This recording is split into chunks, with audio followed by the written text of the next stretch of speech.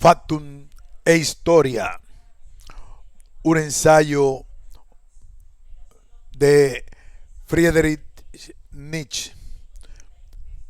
Si pudiéramos contemplar la doctrina cristiana y la historia de la Iglesia con mirada exenta de prejuicios, nos veríamos obligados a expresar algunas opiniones opuestas a las ideas generales vigentes, pero sometidos desde nuestros primeros días al yugo de las costumbres y de los prejuicios, frenados por las impresiones de nuestra niñez en la evolución natural de nuestro espíritu y determinados en la formación de nuestro temperamento, casi nos creemos obligados a considerar delictivo la elección de un punto de vista más libre desde el que poder emitir un juicio no partidista en concordancia con los tiempos sobre la religión y el cristianismo.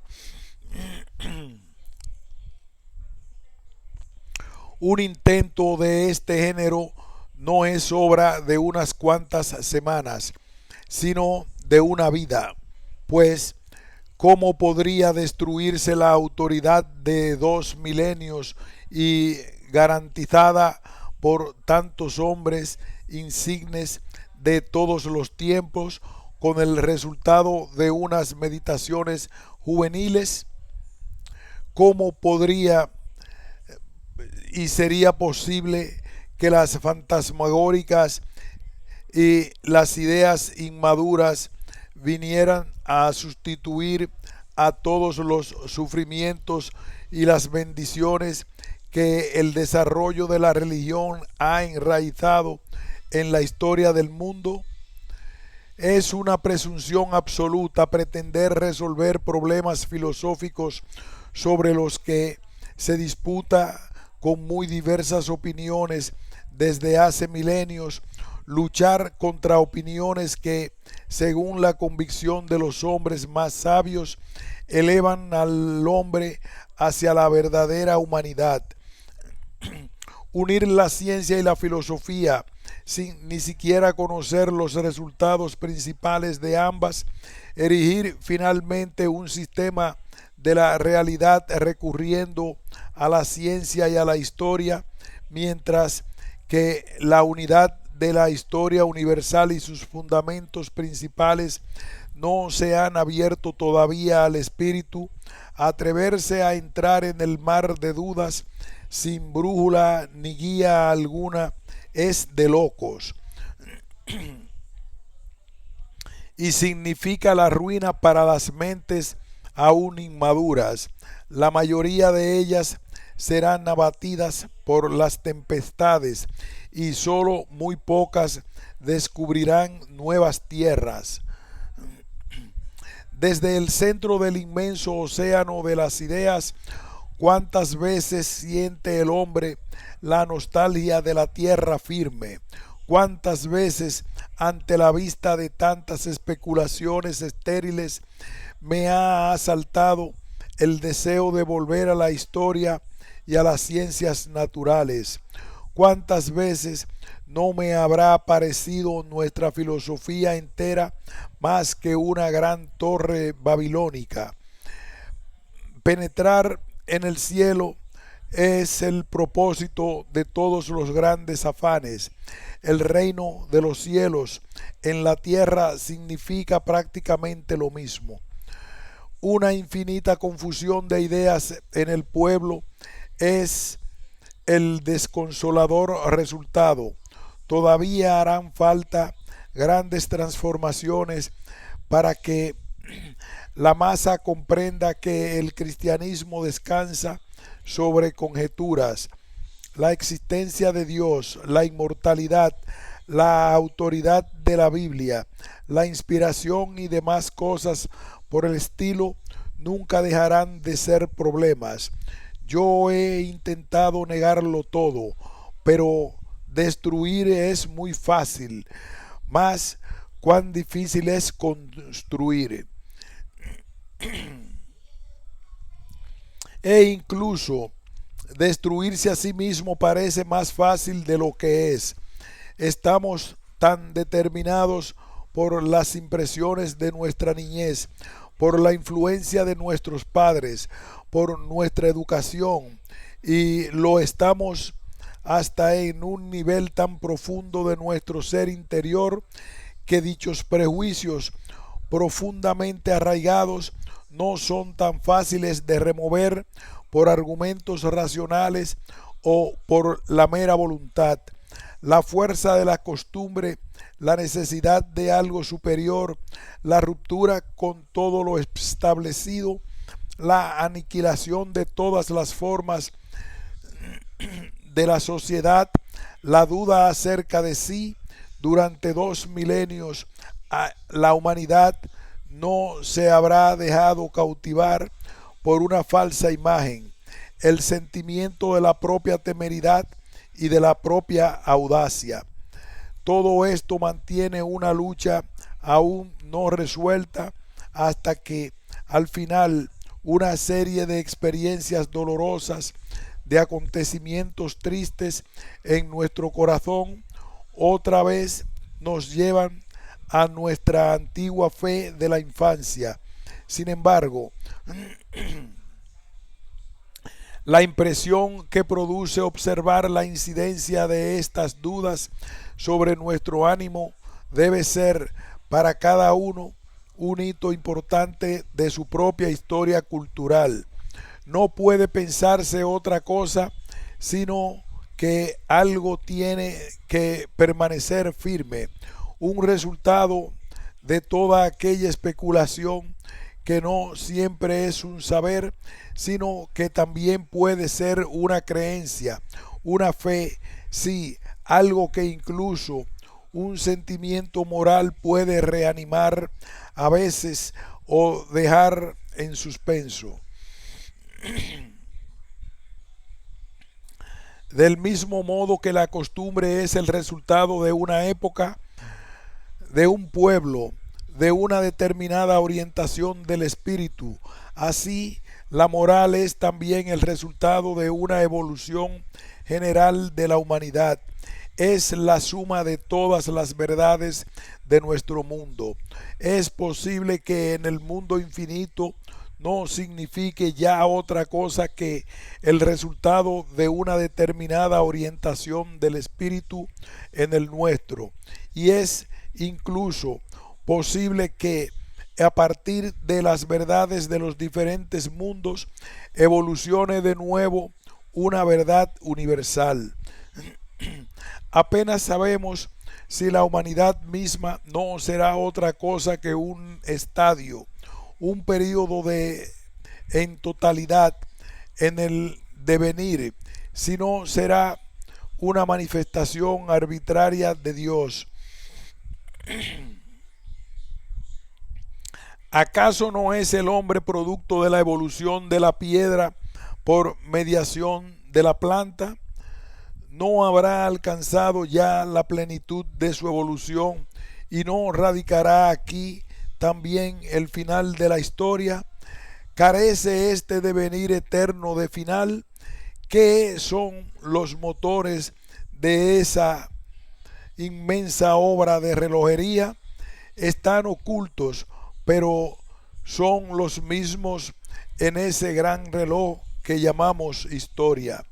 La esfera horaria con los acontecimientos, hora tras hora avanzan las agujas para al sonar las 12 comenzar de nuevo. Entonces irrumpe un nuevo periodo del mundo. Y no se podrían concebir los motores que impulsan las agujas como la humanidad inmanente. Entonces las dos concepciones estarían servidas. ¿O es que la totalidad está dominada por miras y planes superiores? ¿Es el hombre solo un medio o es un fin? El propósito, el fin, tan solo existe para nosotros, igual que solo para nosotros existe el cambio, y asimismo para nosotros solamente las épocas y los períodos. ¿Cómo podríamos advertir planes superiores? Nosotros únicamente vemos como de la misma fuente de la esencia humana, motivada por las impresiones externas, se forman las ideas, cómo éstas van ganando en vida forma y cómo llegan a ser patrimonio de todos. Conciencia, sentido del deber, como el eterno instinto productivo, las elabora como materia para nuevas ideas. Como éstas conforman la vida, regentan la historia, como en lucha recíproca unas engullen a las otras, y como de tales mezclas surgen nuevas conformaciones. Un encontrarse y repelerse de corrientes diversas, con altas y bajas mareas, pero todas afluentes del océano eterno. Todo se mueve en círculos gigantescos que giran unos en torno a otros a la vez que devienen. El hombre es uno de los círculos más interiores. Si quiere medir las oscilaciones de los que están en la periferia, tiene que abstraer de sí y de los círculos que le quedan cerca más que los otros, más amplios y englobantes. Esos círculos más cercanos a él son la historia de los pueblos, de la sociedad y de la humanidad, la búsqueda del centro común de todas las oscilaciones, del círculo infinitamente pequeño, es tarea de la ciencia natural. Solo ahora que sabemos que el hombre busca en sí y para sí ese centro, conocemos qué importancia exclusiva han de tener para nosotros la historia y la ciencia natural.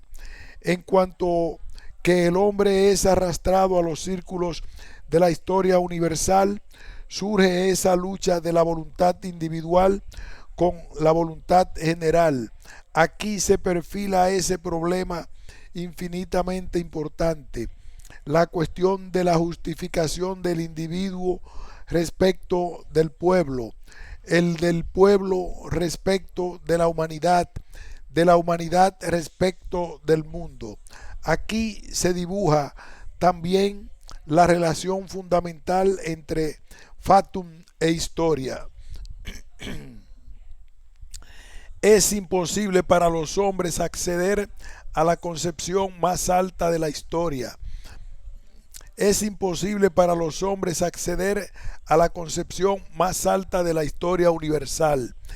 El más grande de los historiadores, tanto como el más grande de los filósofos, no será más que un profeta, pues ambos hacen abstracción desde el círculo más interior hacia los demás círculos exteriores. En cuanto al fatum, la posición no está asegurada. Vertamos todavía una mirada sobre la vida humana para reconocer su justificación individual y así también en la totalidad. ¿Qué es lo que determina la suerte en nuestra vida? Se la debemos a los acontecimientos de cuyo vórtice nos vemos excluidos, ¿o no será nuestro temperamento el que marca el color dominante de los acontecimientos? ¿Acaso no se nos parece y enfrenta todo el espejo de nuestra propia personalidad? ¿Y no dan al mismo tiempo los acontecimientos el tono propio de nuestro destino, en tanto que la fuerza y debilidad con la que se nos aparece depende exclusivamente de nuestro temperamento? Preguntad a los mejores médicos, dice Emerson, por las cosas que determina el temperamento y qué cosas son las que no determinan en absoluto. Nuestro temperamento no es más que nuestro ánimo. sobre el que se esculpen las impresiones de nuestras circunstancias y experiencias. ¿Qué es lo que arrastra con tanta fuerza el alma de tantos individuos hacia lo vulgar, impidiéndoles su ascenso a un mayor vuelo de ideas? Una estructura fatalista del cráneo y de la columna vertebral, la clase social y la naturaleza de sus padres, lo cotidiano de sus relaciones, lo vulgar de su entorno e incluso lo monocorde de su lugar originario. Hemos sido influidos sin llevar en nosotros la fuerza suficiente como para contrarrestarlo, siquiera sin ser siquiera capaces de reconocer que somos influidos. Es ciertamente una experiencia dolorosa tener que renunciar a la propia autonomía por la aceptación inconsciente de impresiones externas, reprimir capacidades del alma por el poder de la costumbre y contra toda voluntad sepultarla con las semillas del extravío. En mayor medida volvemos a encontrarnos con todo esto en la historia de nuestros pueblos. Muchos de ellos, aun siendo afectados por los mismos acontecimientos, han sido influidos de modos muy distintos. Por este motivo, es una manera de actuar muy obtusa pretender la imposición a la humanidad entera de una forma especial de Estado o de sociedad, sometiéndola a tales o cuales estereotipos. Todas las ideas sociales y comunitaristas padecen este error, y es que el hombre nunca es otra vez el mismo. Pero si fuera posible revolucionar por obra de la voluntad fortísima el pasado entero del mundo, de inmediato entraríamos a formar parte de las filas de los dioses libres, y la historia universal no sería ya para nosotros otra cosa que un autoembriagarnos en brazos del ensueño. Cae el telón y el hombre se encuentra de nuevo como un niño que juega con mundos, como un niño que se despierta con la luz de la mañana y sonriendo, borra los sueños terribles de su cabeza. La voluntad libre se manifiesta como aquello que no tiene ataduras, como lo arbitrario es lo infinitamente libre, lo errático, el espíritu. El fatum, en cambio, es una necesidad, salvo que no creamos que la historia de la humanidad es un extravío onírico, los dolores indecibles de los seres humanos, meras alucinaciones, y nosotros mismos meros juguetes de nuestras propias fantasías. El fatum es la fuerza infinita de la resistencia contra la libre voluntad. Libre voluntad sin fatum es tan impensable como el espíritu sin lo real, como lo bueno sin lo malo, pues solo las contradicciones dan lugar a los rasgos del carácter. El fatum predica continuamente el principio. Solo los acontecimientos determinan los acontecimientos. Si este fuese el único principio verdadero, el hombre no sería más que mero juguete de fuerzas ocultas desconocidas. No sería responsable de sus errores. Se hallaría, por lo tanto, libre de todo tipo de distinciones morales. Sería un eslabón necesario como miembro de una cadena. Qué feliz sería si no se empeñara en examinar su situación, si no se debatiera convulsamente en la cadena que lo aprisiona, si no mirara con loco placer el mundo y su mecánica. Tal vez no sea libre voluntad, de modo similar a como el espíritu solo es la substancia más infinitamente pequeña y lo bueno solo la más sutil evolución de lo malo, otra cosa que la potencia máxima del fatum. La historia universal sería entonces historia de la materia. Si tomamos esta palabra en un sentido infinitamente amplio, en efecto, tiene que haber todavía otros principios más elevados entre los cuales la totalidad de las diferencias confluyan en una gran unidad ante la que todo sea evolución, serie escalonada, todo afluente de un océano magnífico, donde el conjunto de las corrientes que han hecho evolucionar el mundo vuelvan a encontrarse, a fundirse en el todo uno.